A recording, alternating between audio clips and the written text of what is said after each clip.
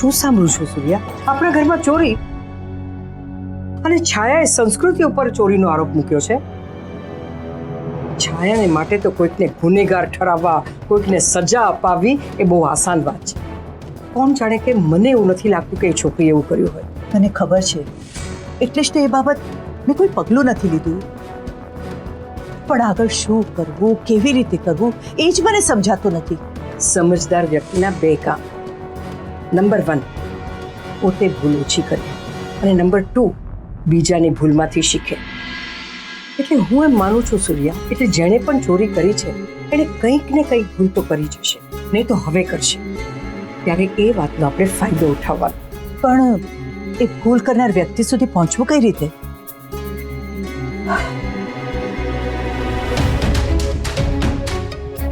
મળી ગયો રસ્તો. મળી ગયો ને તો માંડ ચાલવા અને પકડી પાડે વ્યક્તિને. પણ એ રસ્તે ચાલવા માટે તારે મારી મદદ કરવી પડશે. મારી મદદ? હા, જો મારા હિસાબે તું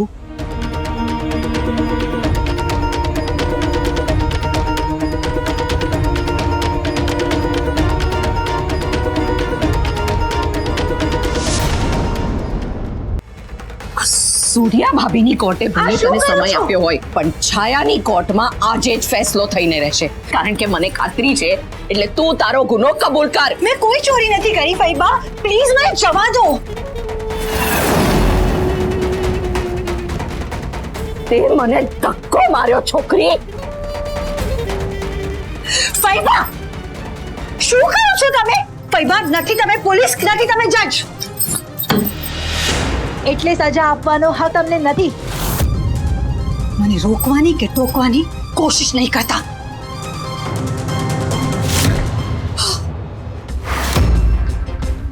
સૂર્યાડીએ તને સજા નથી આપી ને, એટલે તો હવામાં ઉડે છે. પણ તારી હેકડી ના ઉતારું ને તો મારું નામ પણ છાયા નહીં.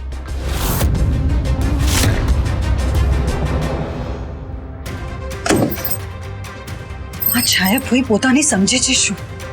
ગોડ નોસ શું કામ મારી પાછળ પડી ગયા છે. અત્યારે તો બા કંઈ બોલ્યા નહીં, પણ કોણ જાણે શું ડિસિઝન લેશે.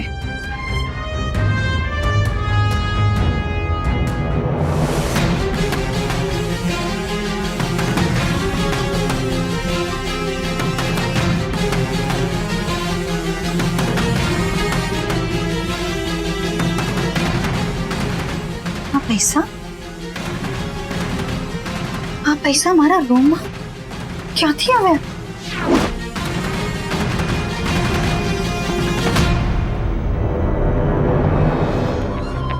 ઘડિયાળના કાંટા અટકતા નથી, પણ સૂર્યા ભાભી સંસ્કૃતિને સજા આપવા માટે કેમ અટકી ગયા છે એ જ સમજાતું નથી. બા, ઇન્દિરા આંટી, બહાર આવજો ને પ્લીઝ.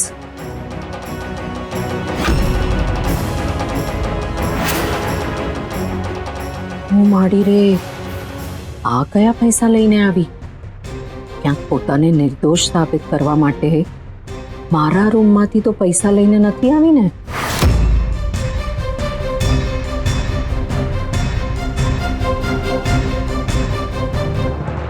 શું વાત છે બેટા? બા, આ પૈસા લો.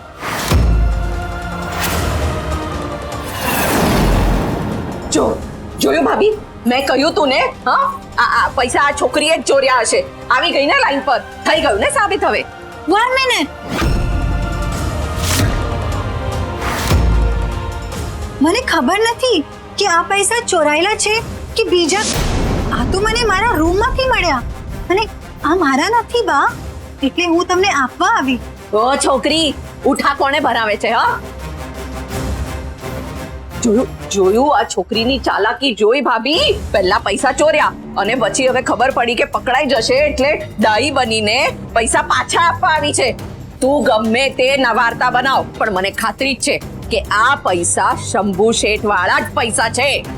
આ પૈસા શંભુ શેઠ વાળા નથી છાયાબેન.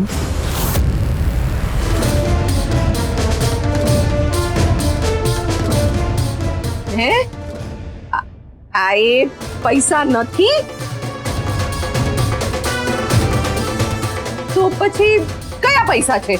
આ પૈસા મેં જ ઇન્દિરાની મદદથી સંસ્કૃતિના રૂમમાં મુકાવ્યા હતા.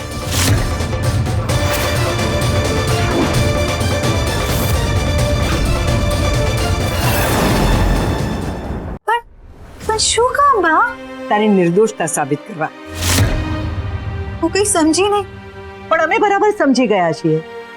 જો તારા મનમાં પૈસાને લઈને કોઈ લાલચ કે ખોટ હોત તો આ પૈસા તો અમને પાછા આપવા આવી જ ન હોત. તું આ પૈસા લઈને જતી રહી શકી હોત, પણ તેવું ન કર્યું. એ જ સાબિત કરે છે કે તું ઈમાનદાર છે. બરાબર ને છાયા? હા હા એકદમ બરાબર.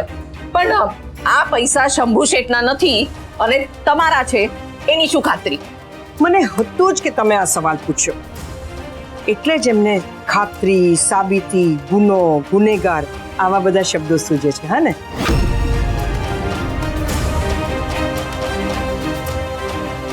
છાયાબેન, આ પૈસાના બંડલમાં જે ચોથી નોટ છે ને એના ઉપર દ્વારકા ફરસાણ એવું પેન્સિલથી લખેલું છે. જુઓ. સૂર્ય, જવા દે. આવી રીતે ખોટી હવામાં વાતો નહીં કરવાની. છાયાબેન, તમે જરા જોઈ લો ને કે ખરેખર સૂર્યા કે છે એવું લખ્યું છે કે નહીં.